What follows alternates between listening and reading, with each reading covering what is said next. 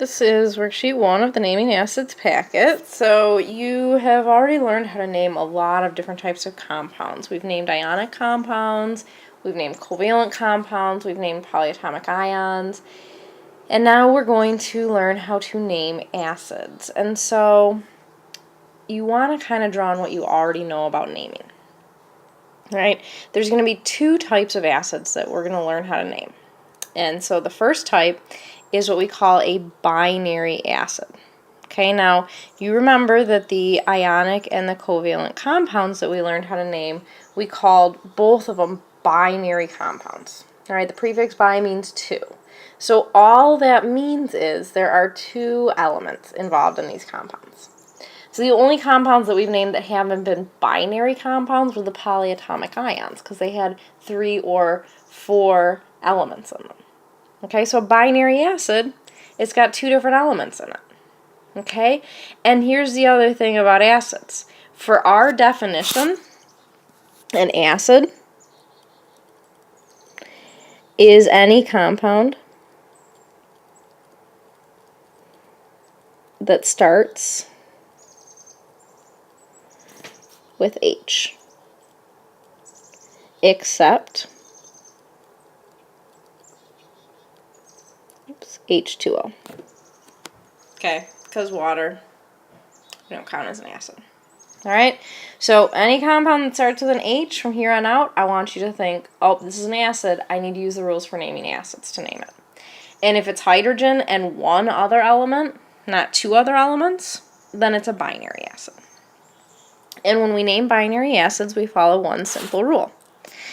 The name always starts with hydro, and it always ends with ic acid. And what we put in the middle is the name of that other element that's bonding with hydrogen. So, for example, if you've got hydrogen and chlorine bonding together, you would call this compound hydrochloric acid. The chlor is for the chlorine. You just cut off the last syllable of that element. So instead of chlorine, it's just chlor. All right. The one exception where you don't cut off the syllable, it's the only exception where you don't cut off the syllable. If you've got hydrogen and sulfur bonding together, it's hydro, and then you put in the whole sulfuric acid. So it's hydrosulfuric acid. And I don't know why that is. Maybe somebody thought it was hard to pronounce hydrosulfic acid. I don't think it's that hard, but it's just one of those weird exceptions to the rule. Okay?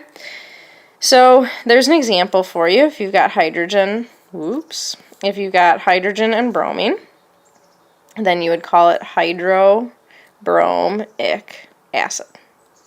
End of story.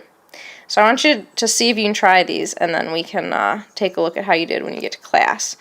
But I'm going to go ahead and show you the other, go in the other direction, right? So what I showed you so far is if you're given the formula, how to write the name. But just like always with naming, we want to be able to, if given the name, write the formula. Okay, so again, just draw on what you already know. Think back to that ionic compounds packet. Okay, all you're going to do, okay, it's an acid, so you know the cation is going to be hydrogen with a +1 charge, right? Look up the charge of the other element, and then swap and drop.